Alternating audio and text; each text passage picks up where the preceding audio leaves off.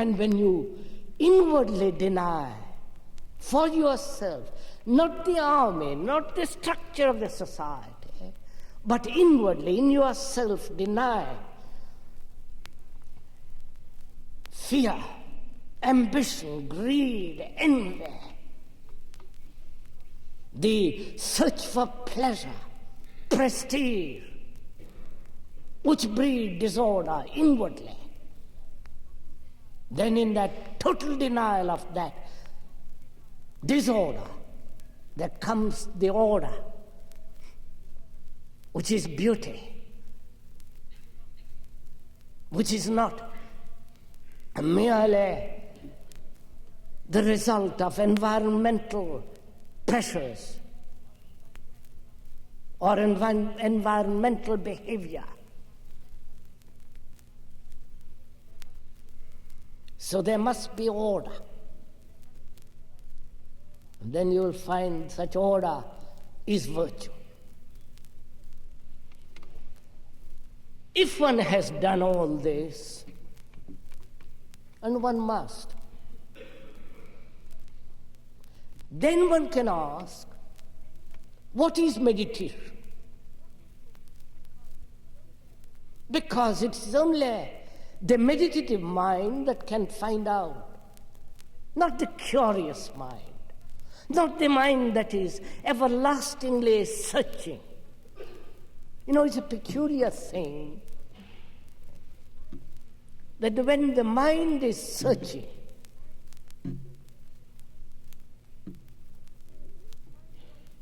it will find what it is searching. But what it searches and finds is already known. Because in the search and when it finds, what it finds must be recognized. Mustn't it?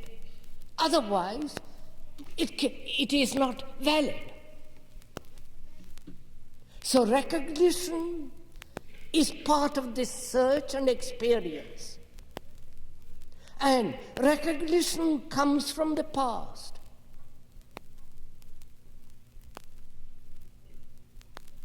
So experience which comes through search, in which is involved recognition. That experience is nothing new. It's already been known. And that's why those people who take drugs of various kinds, this has been done in India for thousands of years, is an old trick to bring about a sharpness of the mind, to have new experiences. But one has never examined what experience means. One says one must have new experiences, new visions. Now when one looks at an experience, that is, you have had an experience, pleasurable or painful, responding to a challenge adequately or inadequately. And when you have an experience, say of Christ or of a new vision or of a Buddha or a Krishna or whatever the name is, whatever the symbol is,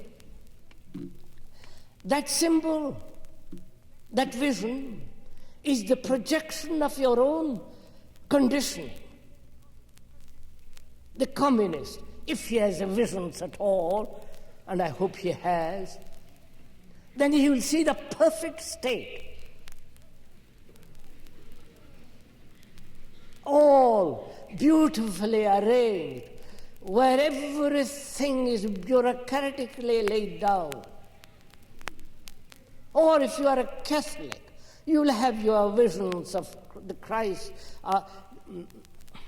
the Virgin and so on, or the Hindu has. It's all depending on your condition. And when you recognize that vision, you recognize it because it is already been experienced, already known. So there is nothing new in the recognition of a vision or experiencing something new. So a mind that takes pills, drugs, marijuana and all the rest of it, though it may temporarily become sharp and see something very clearly,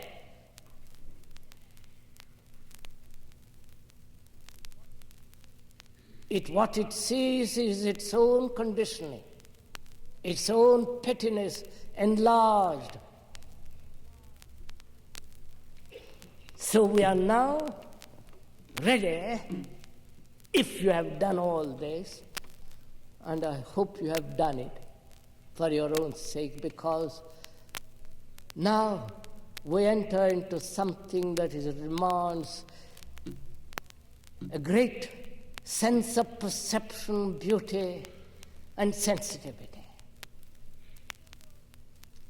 You know,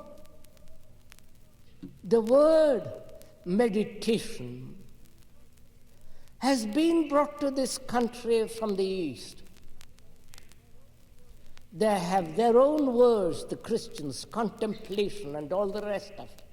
But meditation has now become very popular. God knows why. And meditation, it is said by the yogis, gurus, and all those people, is a means to discover, go beyond, experience the transcendental. But you've never asked, who is the experiencer?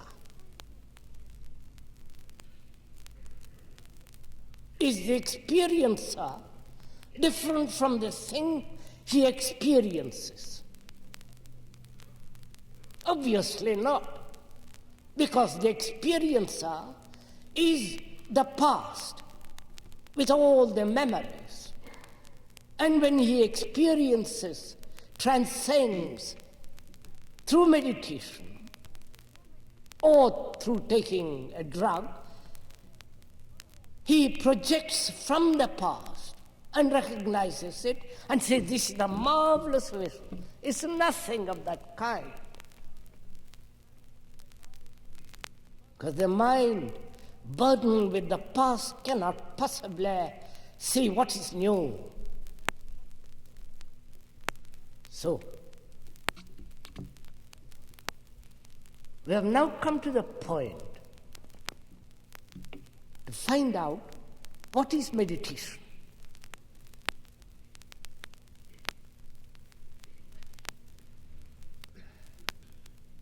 And people have offered, again, from the East. I don't know why you pay so much attention to the East in these matters. They have great many tricks there. So have you here.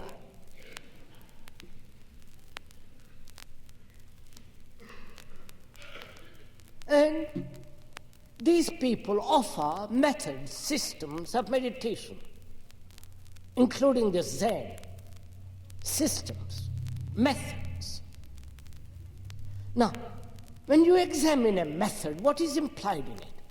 A system. Somebody says, do these things, practice them day after day for 12, 15, 20, 30, 40 years, and you will ultimately come to the reality. That is, practice the method, whatever the method is. And in practicing the method, what happens? Whatever you do in routine, every day, at a certain hour, cross-legged or in bed or walking, whatever you do, if you repeat it day after day, your mind becomes mechanical. Obviously.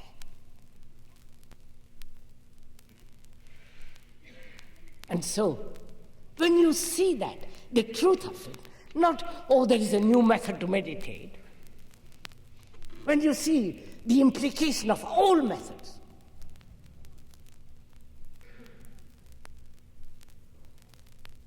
which is mechanical, traditional, repetitive, and in this conflict, suppression, control, all those implied in a method. And obviously a mind made dull by a method cannot possibly be free and intelligent to observe. And also, it is said, again from the East, which is modified in the West, but that by repeating certain Sanskrit words told by the Guru to you specially at a certain price. Don't laugh. It's not worth laughing. We're not saying this cynically. We are merely stating facts. The repetition of those words gives you an extraordinary inward experience. You know, if you repeat the word Coca-Cola 100 times in a posture, thinking about it, you will obviously have some extraordinary feelings. No, sir. Don't. You see, they have brought this, which they call mantra yoga from India. And also you have it in the Catholic world, Ave Maria repeated 100 times. And they do on the rosaries, which obviously, for the time being, quietens the mind. A dull, heavy, fearful mind, a stupid mind can be made very quiet by repetition of words. And it does have strange experiences. But those experiences are utterly meaningless.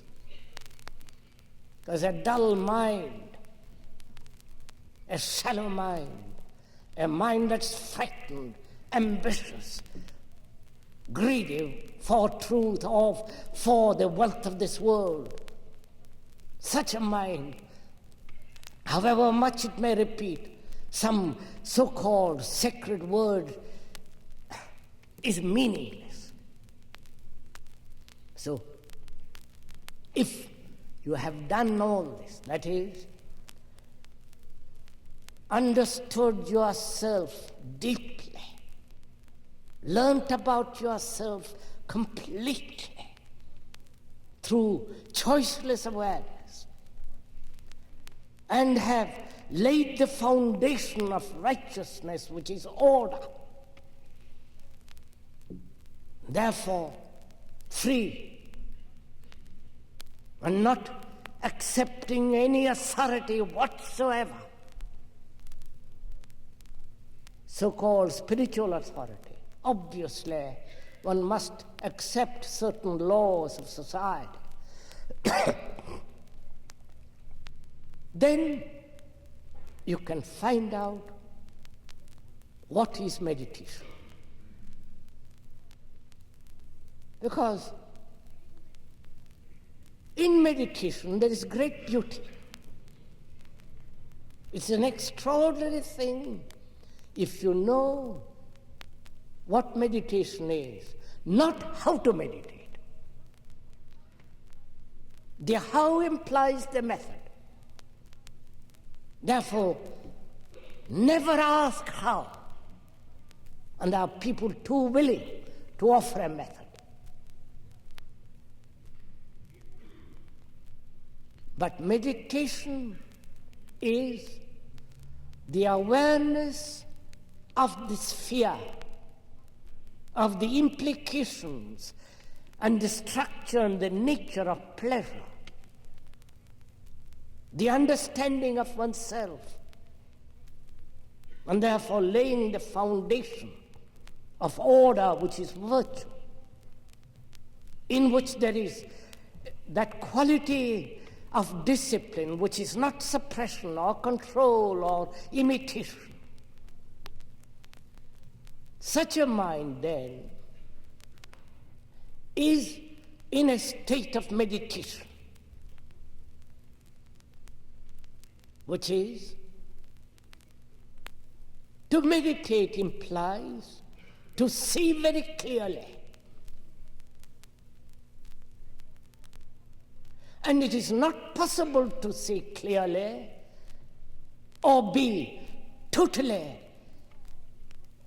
involved in that which is seen when there is space between the observer and the thing observed.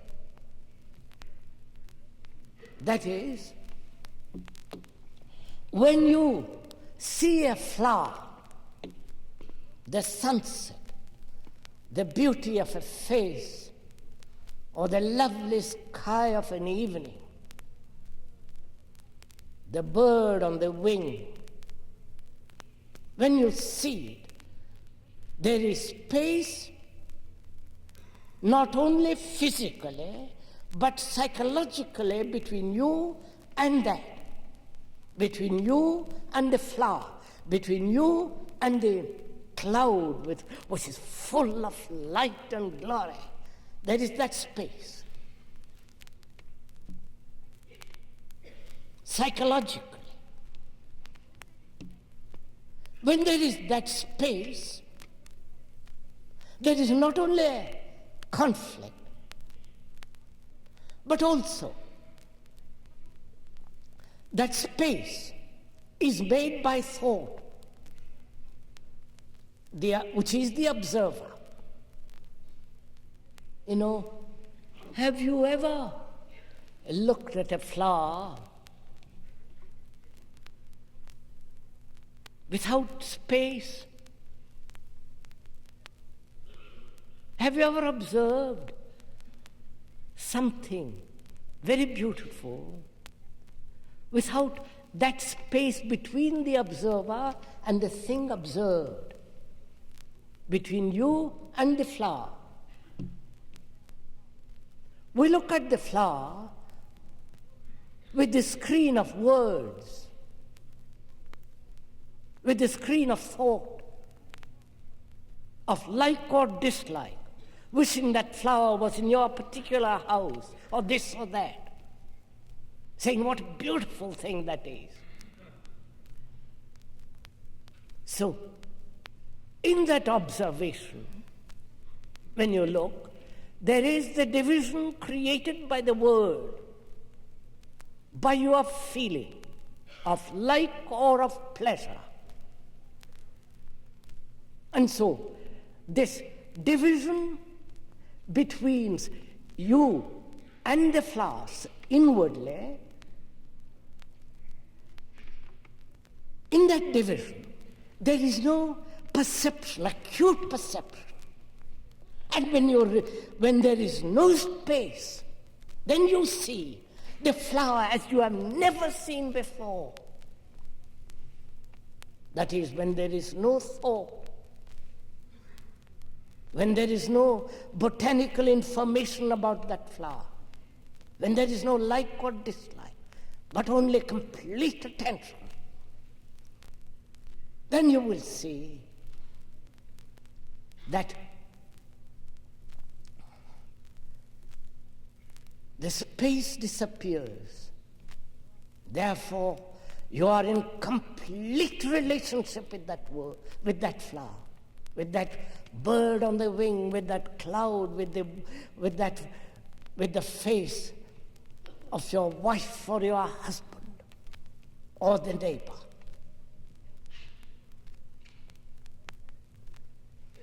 And when there is such quality of mind in which the space between the observer and the thing observed disappears, and therefore the thing is seen very clearly, most passionately and intensely, then there is that quality of love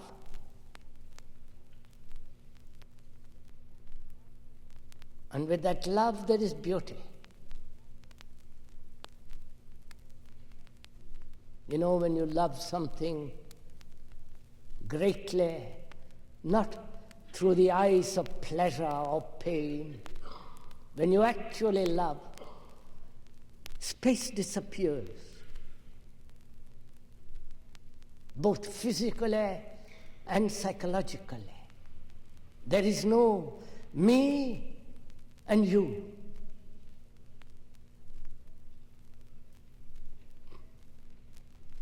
And when you come so far in this meditation, then you will find that quality of silence which is not the result of a mind which is thought-seeking silence. You know, there are two different things on there. Thought can make itself quiet. I don't know if you have ever tried it. But for most of us, to silence thought, for thought to become quiet, is unknown. Therefore, we struggle against it. Because we see very well that unless thought is quiet, there is no peace in the world, or peace inwardly. There is no bliss. So we try in various ways, through drugs, through tranquilizers, through repetition of words, through 1,000 ways, to quieten the mind. But the thought that makes the mind quiet, silent, such silence is entirely different. It is not comparable with the silence which freedom brings, freedom from all the things that we have talked about. It is only then in that silence, which is of quite a different quality than the silence brought about by thought. It's only in that silence there is quite a different dimension, quite a different state,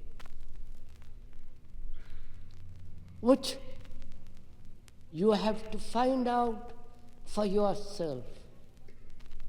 Nobody can open the door for you.